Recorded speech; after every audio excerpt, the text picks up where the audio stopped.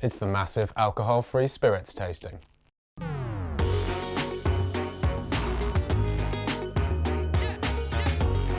Well, at least this is one episode of the Curious Bartender YouTube channel where I'm not likely to get drunk. Like them or loathe them, non-alcohol spirits appear to be here to stay.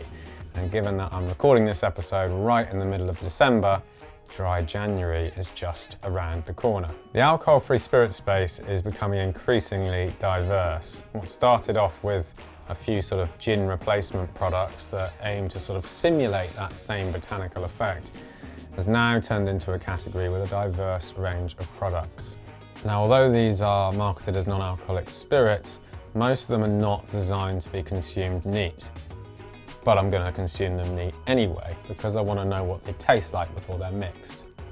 Then, with few exceptions, pretty much all of these products are designed to be mixed with tonic water. They usually give a recipe on the back of the bottle that tells us just that. There are some exceptions though. There's one or two that are designed to be mixed with soda water, ginger ale. Some are designed to be sipped neat, one or two, and one are designed to be sipped neat at room temperature. So wherever possible, I'm going to follow those instructions. I'm only going to mix one drink with each product, otherwise we could be here for a very long time. But of course, many of these products have lots and lots of different recipes on their websites, and you're welcome to check that out too. We don't have much time, so I'm not going to go into huge detail about each product. We're going to focus more on what it tastes like, what it looks like, how well it mixes, and what occasion it might fit into, which would otherwise be filled by an alcoholic counterpart. I was sent all of these products free of charge, so that kind of gives us a level playing field upon which to taste them and judge them. However, what I should say as a further disclaimer is that one of these products I was actually involved in the development of, and that is 3 Spirits Social Elixir. Now, even though I had my part to play in that product's development, I would like to say that I'm going to try and be as objective about the product as possible when it comes to tasting it very shortly. First up, we're going with Everleaf Forest, which has been awarded brand new clothes recently. It used to come in a tall, slim bottle. Now it's a shorter, dumpier bottle, and it's acquired a couple of siblings along the way, which we're going to taste very shortly. Made by my friend Paul Matthew. Seems to be really, really popular amongst bartenders. This particular one, gentian root, Madagascan vanilla, cassia bark, saffron, orange blossom, and vetiver. Cinnamon certainly coming through, or cassia as it says. This is an adult, sort of bittersweet, cinnamon, herbal kind of drink. It's got something of an Amaro about it, but it's slightly more sort of floral and cinnamony than that, less of the sort of citrusy orange notes that you might expect from an Amaro. But the bitterness comes through nicely, and it's a nice balanced bitterness. Works really well. It's tasty with tonic water. It's a little bit lost in there because it sort of possesses that same bittersweet quality that you expect from the tonic water. So you're really just adding a certain aromatic note on top of that. Overall, it's tasty. It makes a nice sort of cinnamon, cassia accented gin and tonic, and I approve. Next up, we've got Everleaf Mountain, one of the new ones. Juniper, myrtle, everlasting. What does that mean? Cherry blossom, rose hip, and strawberry. I don't know what everlasting is. Gobstopper? I'm going to have to do some research on that, but it sounds intriguing, doesn't it? If I start tasting this, will it never end? That's my question. And the mountain is an apt description actually, because it has a certain cooling, not so much menthol, but like a green, grassy, quite thick on the palate. I noticed this with the other one as well. There's a kind of density to it. Ooh, that's good. What am I tasting there?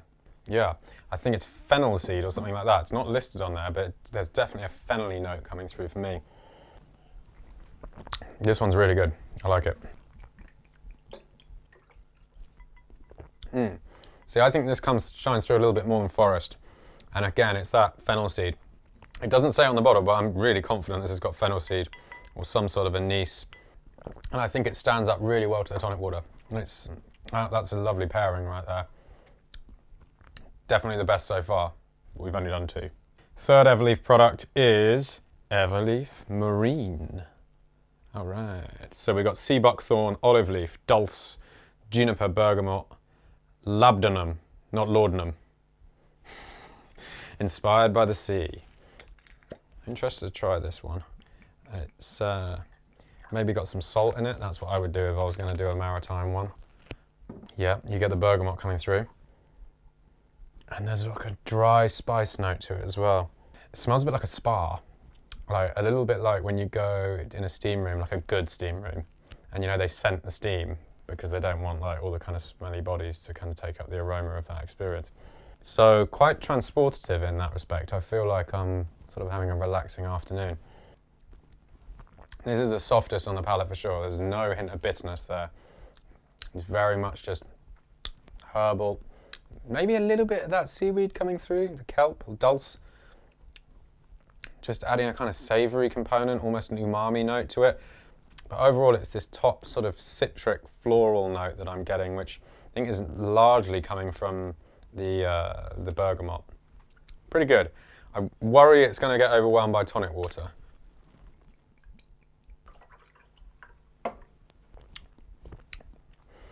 It's subtle, it's still there, but you certainly do lose a lot of the kind of nuance that was there originally. I wonder if that one would go well with soda, to be honest with you. But I mean, totally pleasant, really nice. 9 Elms 18. Now, this one's a little bit different for a number of reasons. First of all, the recommended serve is straight up in a glass at room temperature or on ice, but they do also have some mixed drinks as well on their website. However, they're really pitching this as a wine alternative. I'm not entirely sure whether this is, I should even be putting this in the spirits, non-alcoholic spirits tasting, but it's in here anyway. And when you see it, it does look a little bit like a wine, and it's designed to go with food. Weird, it really does look like red wine. Pours like a red wine as well. Gloop, gloop, gloop, gloop. And it really does smell a bit like a wine. You know, dark fruits, there's spice, there's a sort of dry, gingery kind of note to it. Nutmeg, perhaps. It, you know, has all the characteristics of a Cabernet Sauvignon or a Merlot. Even a kind of mustiness to it as well, like it's been in a cellar for a little while. What does it taste like? I mean, if this tastes like a glass of red wine, then they have completely nailed it, you'd have to admit. And it doesn't quite taste like a glass of wine. Now, maybe it's not their intention to completely imitate wine. It does have some of the qualities of wine. It's got some of this fruitiness to it. It's got a dry tannin note to it. But I think it's just the lack of alcohol that leaves it a little bit vacant. It tastes kind of cranberry-ish, kind of slightly spicy. Maybe a little bit of pomegranate, which is where that sort of astringency coming from. A little tea kind of note to it. It's a pleasant drink. I think, you know, if I wanted to drink wine with food and I didn't want to drink alcohol, I wouldn't be completely dissatisfied with it. It's a good product. I can see what they're trying to do here, and it's impressive. I wonder if anything else can be done to simulate that alcohol effect, and then you really could have a game-changing product on your hands. Okay, next it is Bax Botanics, which is an interesting one. It seems like what they do is just mix the distillation of one particular botanical, and then we've got 2 products to taste from them, with water, a bit of citric acid to create the product. So this is Verbena, which of course is a lemony herb. Oh well, it's so herbal. That really has captured lemon verbena for sure. But is it a bit one-dimensional perhaps? The citric acid does help to sort of extend the flavour a little bit, add a little bit of interest there. But it tastes like lemon verbena water, just an infusion of lemon verbena into water. You know, if what you're looking for is that natural extraction, then that's what you're going to get. But of course, these products aren't cheap, you know, they do come at a cost. I'm not sure what the RRP on Bax Botanics is, but you know, most of the products we're tasting here are £20 and upwards. This is a slightly smaller bottle and maybe a little bit less. Well, it's a verbena scented tonic water. My problem here is this, look, Ingredients: water, natural botanical distillates, including 1% lemon verbena, acid, citric acid, preservative. So if I got some food-safe natural botanical extracts and dropped just a tiny bit into my glass of tonic water, I'd more or less achieve the same thing as is being achieved through this product here. It's nice, I like the packaging, it's tasty, but I do worry about products like this where we're not really talking about a blending of ingredients as just one ingredient mixed with water and packaged up like a spirit. But you know, it does make a tasty mixture with tonic water. Bax Botanics have also done a sea buckthorn spirit, which of course is everyone thinks sea buckthorn. They're like, oh, and they kind of envisage this like spiky green sea-dwelling plant that looks a bit like coral, but in actual fact, sea buckthorns, the berries, they're like an orange berry.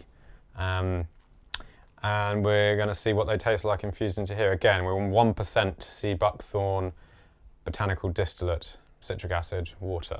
Yeah, well, if that's what sea buckthorn smells like when it's distilled, I'm actually thinking that back when we tasted the Everleaf Marine, that was most of the aroma I was getting off there.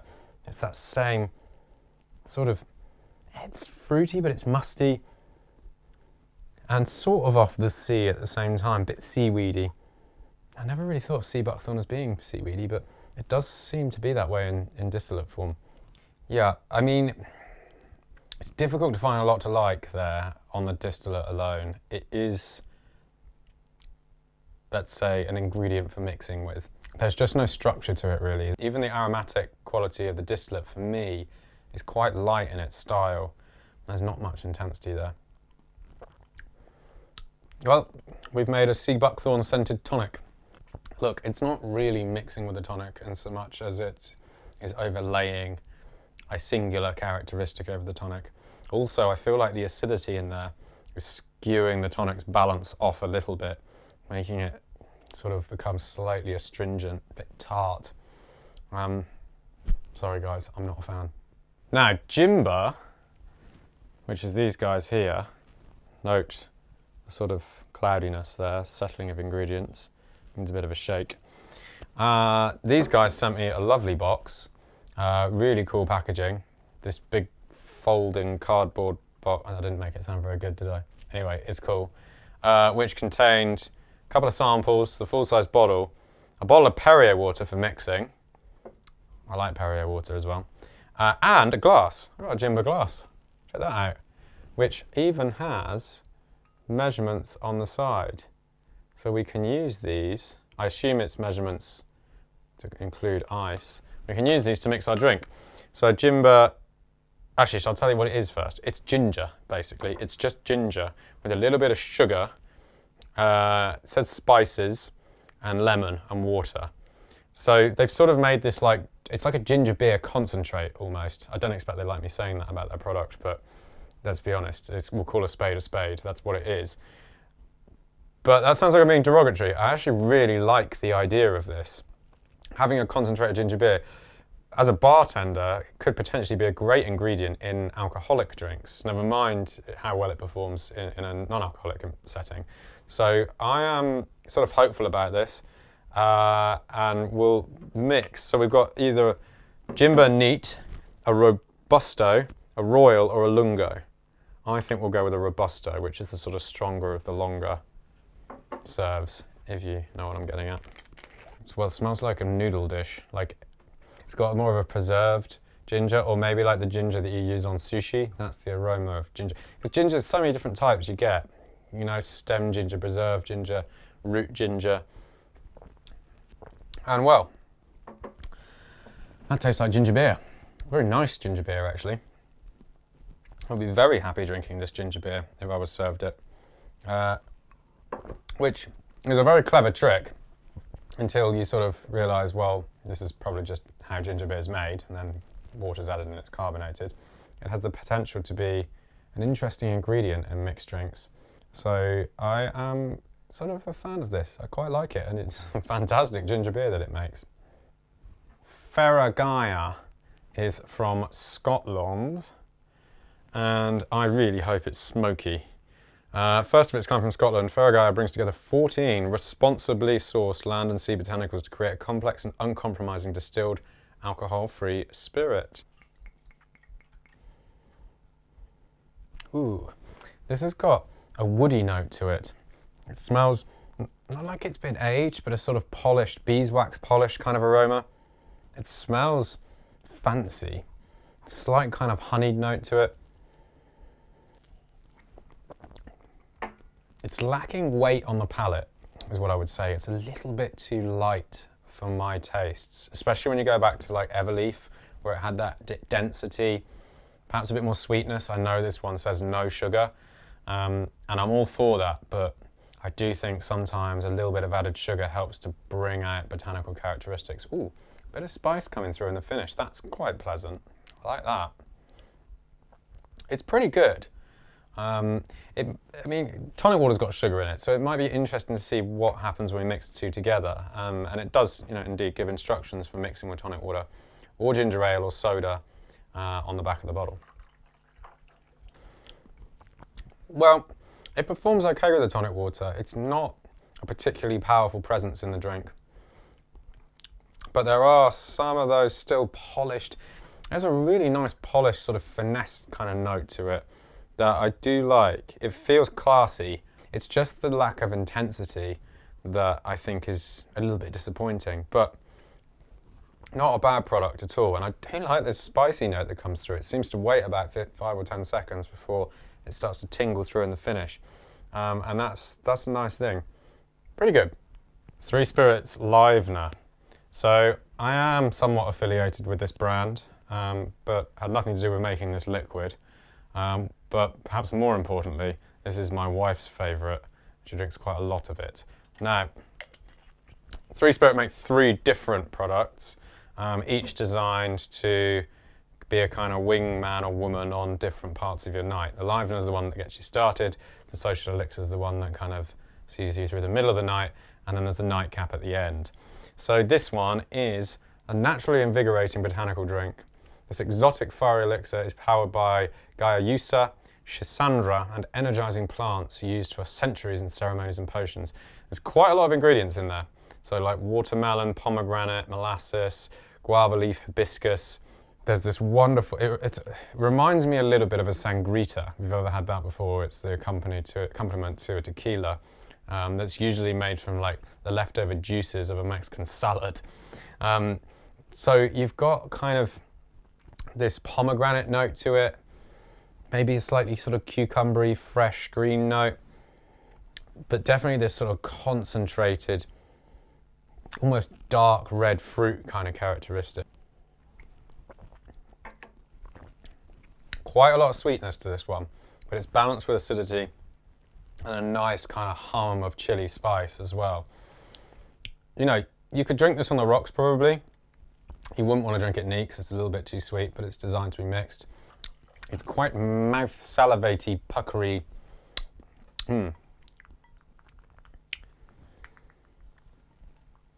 And this is one way, I can't talk properly because I'm salivating.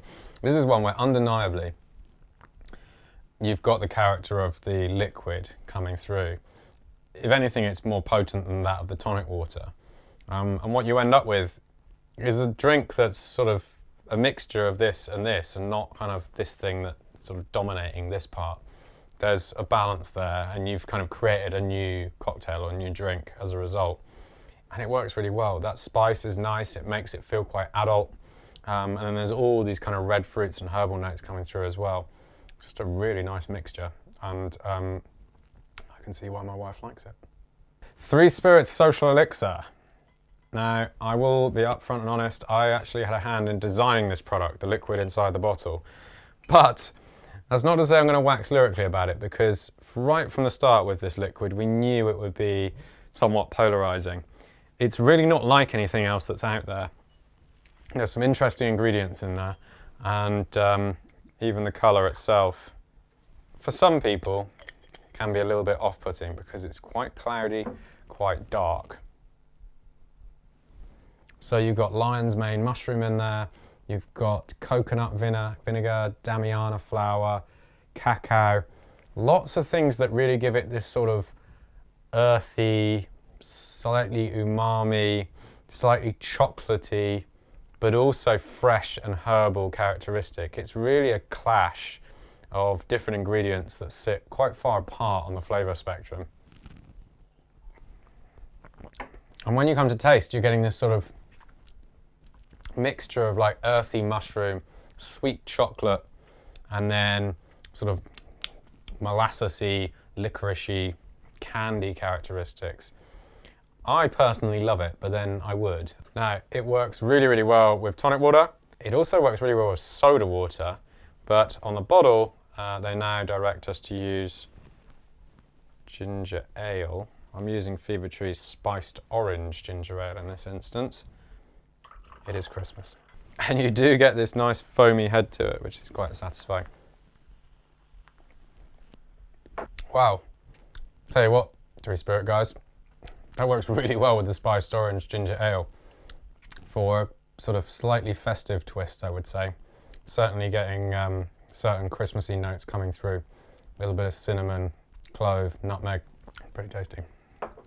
Three Spirits Nightcap for the end of the night is this sort of more whiskey-esque spirit. It's got white willow bark in there, turmeric root, which is why it's sort of got that slight kind of yellowy hint to it. Valerian, licorice, ginger, lemon balm. So it's all these kind of soothing, more gentle botanicals that are sort of supposed to wind you down as opposed to lift you up with the Livener. It's got this nice, clean green, but also just slightly woody kind of note to it. It smells, the best way to describe it is it just smells very, very clean. Taste-wise, there's this nice concentration of herbal botanicals, kind of lemony note coming through, a bit of vanilla. It's really delicious. On the rocks, which is as it's directed to be served, this isn't one we mix with tonic water or soda water. Knocks some of the sweetness back a little bit, and you end up with this really sort of concentrated herbal drink. It's amazing how they pack so much flavour into these bottles, I think. There are certain non-alcoholic spirits out there where, you know, they're sort of trading off the lightness or the elegance of a really soft botanical characteristic. But across the Three Spirit range, it's really about the concentration of the flavour. And that means that they are readily mixed, they stand up to mixing, but also it means that they can serve a purpose in an alcoholic drink as well, where they can contribute botanical intensity, which is difficult to find in alcoholic drinks. The particular styles of these products, I think, are really unique amongst drinks, not just non-alcoholic drinks. If you're watching a video about non-alcoholic spirits, then chances are you're already aware of Seedlip. It's easily the most readily available and best known non-alcoholic spirit out there, and it's really the one that kick-started this whole trend. We have here Grove 42 Citrus. There are other sort of core Seedlip expressions. They do the garden one, and I think there's a spice one as well. Not sure. Anyway, this one here, I mean, the illustrations on the front are great. Now, this one here sort of indicates that we're looking at grapefruity, orangey, grassy notes, and perhaps a squirrel that looks like a bit of ginger there as well. So let's try. I'm actually sure I've tried this. Oh my God. Jesus, Seedlip. You'd think it wasn't suitable for children. I can't get into that. It's got a child cap on it. I can't get into it. I wonder if that little bit of paper is what's stopping me. I doubt it. Oh, got it. Right. I don't consider myself to be a strong man, but I'm not that weak. Ooh, very fresh. Very lemony. In fact, it smells a bit like tonic water. If you think of a more sort of lemony, like orientated tonic water. Or no, it doesn't smell like tonic water. It smells like lemonade. Yes. It smells like just Sprite. That's what it smells like. I mean, which is a nice smell, don't get me wrong, but will I pay £25 for a bottle of concentrated Sprite? I'm not sure.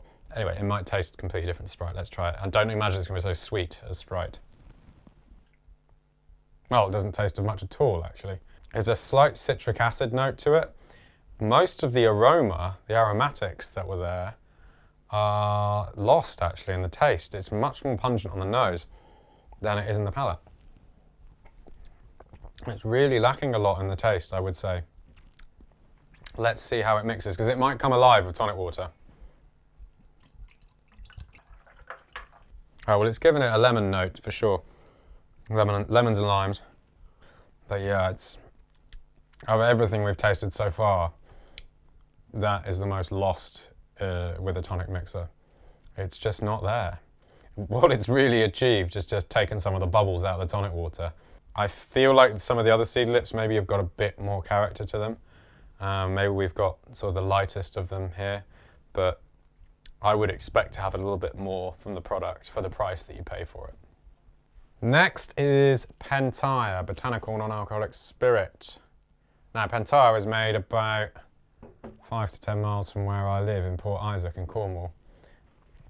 Rock samphire, sage, Pentire plant blend, citrus and Cornish sea salt. So I'm sort of expecting like herbal green, slightly maritime, perhaps slightly salty. Presumably the salt bit's not distilled, that's added in afterwards. And sage, yeah, so it's sort of, yeah, herbal maritime sea salt characteristic is what we are hoping for here. Oh yeah, I'm not sure what there's a particularly intense aroma on here. I get the sage comes through quite strongly. In fact, yes, it smells of sage. But I like sage, so there is hope yet. It's like sage with lemon juice drizzled over it, stuck on your tongue. Perhaps getting a touch of salt there as well, but for sage lovers, you have found the Holy Grail. This is going to really make you happy.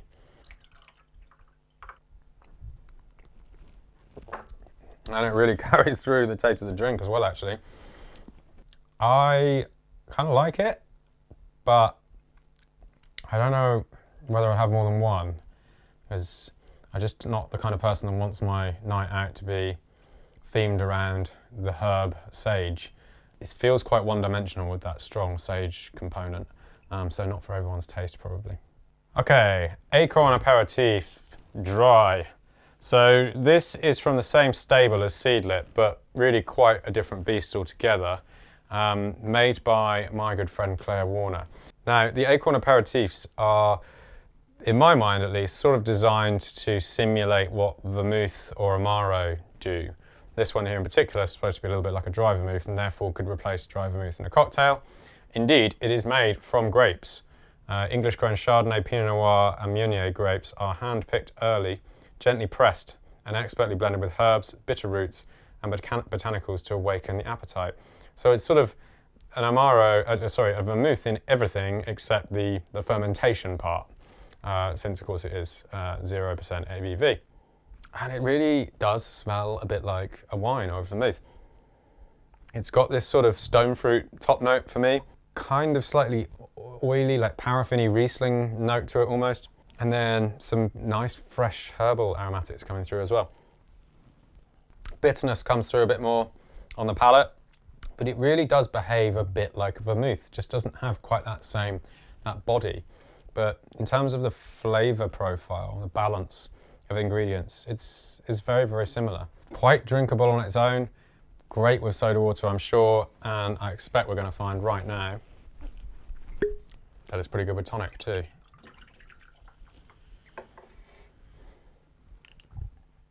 And it is. Yeah, it's just a lovely long... If you like vermouth and tonic, and if you don't, then there's something wrong with you, then this is an absolutely brilliant alternative to that drink. It feels like an adult drink. In fact, I'm not even sure if you gave it to me that I'd pick out the fact that it wasn't made with actual vermouth. You really don't feel like you're lacking the alcohol when a drink tastes this good. I'm a big fan of this particular expression. Æcorn Bitter. No prizes for guessing what kind of alcoholic product this is going after. Aperol, Campari, or any other Amari. And it looks like one. Yeah, you start to get quite a lot of grapefruit coming through on this. Perhaps some orange as well. But there's a spicy, spice draw, herbal quality to it as well. It's got that warming fuzz of like thyme or bay leaf or something like that. It is sweet and bitter. Very bitter, in fact. Probably not designed for consumption on its own, because that is a bitter drink. I wonder if the alcohol that you get in Campari and Aperol sort of knocks back some of the bitterness somehow, because that does seem intensely bitter. We'll see how it goes with tonic. It does also recommend drinking it with soda too. But the bubbles help somehow. Yeah, that's actually really tasty with the tonic water. I'd be very happy with that. One thing you notice about these Æcorn drinks is they are undeniably drinks that are made for cocktail lovers. They are really legitimate replacements for their alcoholic counterparts. And I think that in the blending, in the combination of ingredients, and in that sort of pursuit of matching what you would get from a vermouth or from an Amaro, these of course can be mixed with some of the other non-alcoholic spirits that we've tried to create non-alcoholic cocktails. Because we've got such a diversity of flavours here, there's the option to do that, and that's pretty exciting in itself. Final one from Æcorn Aperitifs is the Aromatic, which I've not tried before. I suspect is attempting to simulate some of the characteristics of a sweet vermouth or an Italian vermouth. Ooh. Okay, there's like a vanilla or meadow sweet aroma to it. That really vanilla, or even caramel. Yeah, there's like a toffee caramel. Butterscotch, that's it. Very, not exactly what I expected actually. I expected more like dark fruits and spice, maybe a little bit of a herbal note, but this smells like toffee. Yeah, it really tastes like toffee too. It's got a sort of creme caramel note to it. Strange thing to do. You know, I expected it to be more winey than that, but what have we got here? Cherrywood, vanilla, cola nut, chinotto. Well, it could be the cola nut, or the cherrywood, or the vanilla. I mean, all of those things sort of give that caramelly toffee note, I suppose. But maybe overdone it a little bit, I would say. It's not unpleasant at all. It's just not really what I expected. And also, it's not really what I've been sold either. I expected something aromatic. By aromatic, I kind of think herbal, floral, fruity. And this is much more down the sort of sweet spice end of the flavour spectrum. I really don't think this is going to go well with tonic water, but I'm going to do it anyway because that's what it says on the bottle. Well, that actually goes better than I expected. It's still got this weird caramel note to it though. Slightly confected, slightly synthetic character to it, which is like really not true to form because the other two products from Æcorn are so good. I'm sort of surprised about this one. It's the dark horse and definitely a little bit polarizing. Caleño is dark and spicy. Well, it's dark and spicy, says it there. Tropical I think I might be getting drunk. Tropical non-alcoholic spirit. Now we've got pineapple, coconut, ginger, black cardamom, vanilla, coconut and lime, which sounds like a really nice combination. I mean, it sounds like a kind of tropical cocktail, tiki cocktail.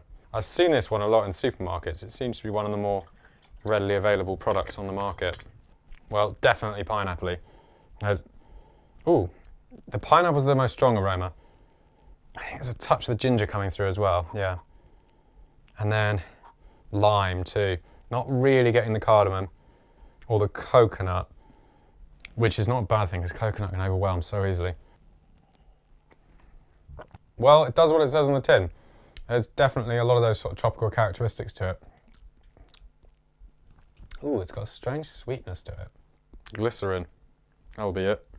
Yeah, it's got a strange texture to it from the glycerin. It's lacking weight to it on the palate. That's my main problem. It directs to mix with soda water, not tonic, so let's try this as a mixed drink.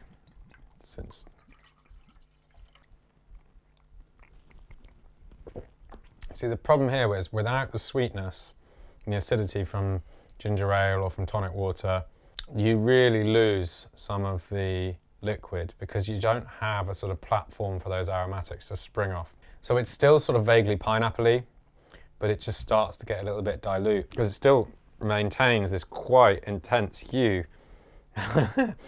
Like, don't spill it on your clothes. I'm not 100% against this. I like that it's taken things in a different direction. It's more this sort of pineapple tropical kind of characteristic. There's really nothing else that we've tried that's similar to it. Perhaps a lack of intensity and weight to the product means that I'm sort of left wanting a little bit more. We made it to the end, my friends. This is the last one. Brought to you by Sea Arch. They sent me a little mini bottle, which is quite cute.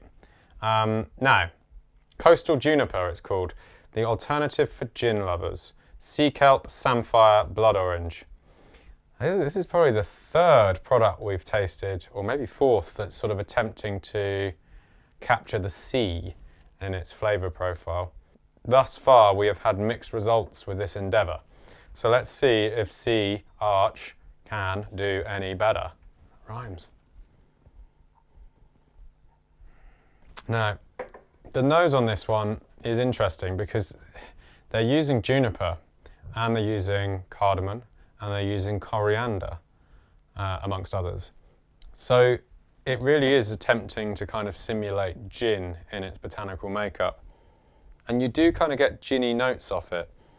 My worry is that coriander is somewhat dominating this, and it's a certain aspect of the coriander aromatic spectrum, which I've encountered before in gins, where coriander seed can sort of turn a little bit soapy.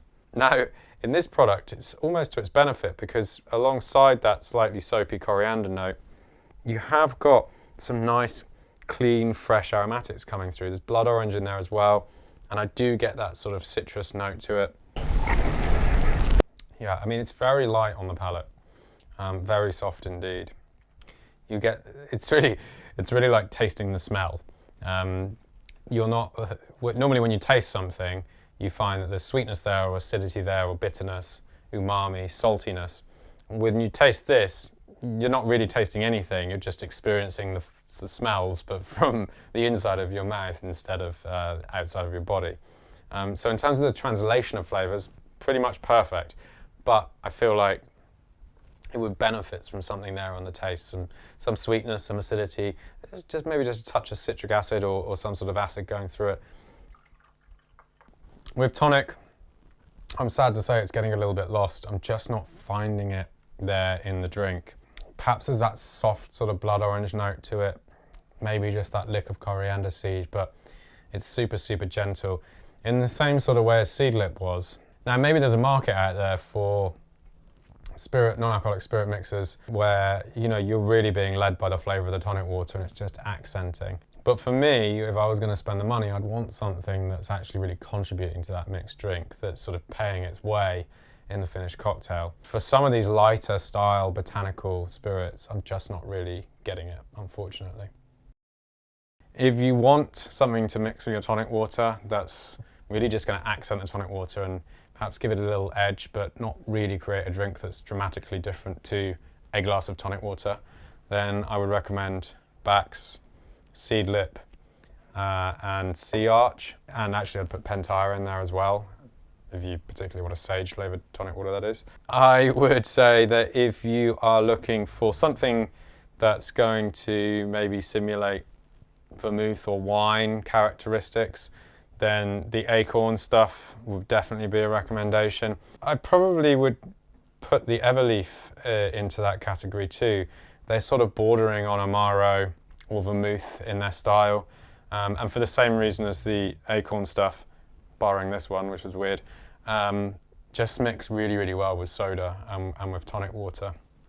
Also on the kind of wine front, but a bit weirder, and I'd say a bit more ambitious as well actually, is the 9 Elms, which is definitely taking great steps towards simulating a red wine, and I'm interested to see what else they're going to come out with. For the three spirits stuff, I mean, it's pretty clear what the intention is here. It's to perform at different parts of the night, and I've already spoken enough about them probably. The Gimber one is interesting as an ingredient. I'm not even sure it necessarily belongs in this category of non-alcoholic spirits. For me, it's more a cocktail ingredient, and I think that there's plenty of opportunity for that as a liquid. And then we've got a couple of other ones here, the Feragaia and the Caleño, which I would probably put in the same kind of spot. Aromatic, spicy, fruity, interesting tasting drinks. This one's sort of far more on the tropical side, and this one with that nice sort of beeswax polish finesse to it. I am going to go have an alcoholic drink now to take the edge off. And I hope that's been useful to you. Where the different interpretations of what the purpose a drink is supposed to serve on a night out, and how the gaps can be filled in when you remove alcohol out of the equation. And I am optimistic for the future. I think there's some really good products here, but really creating a new and shaping a new category of alternative drinks. So well done, everyone.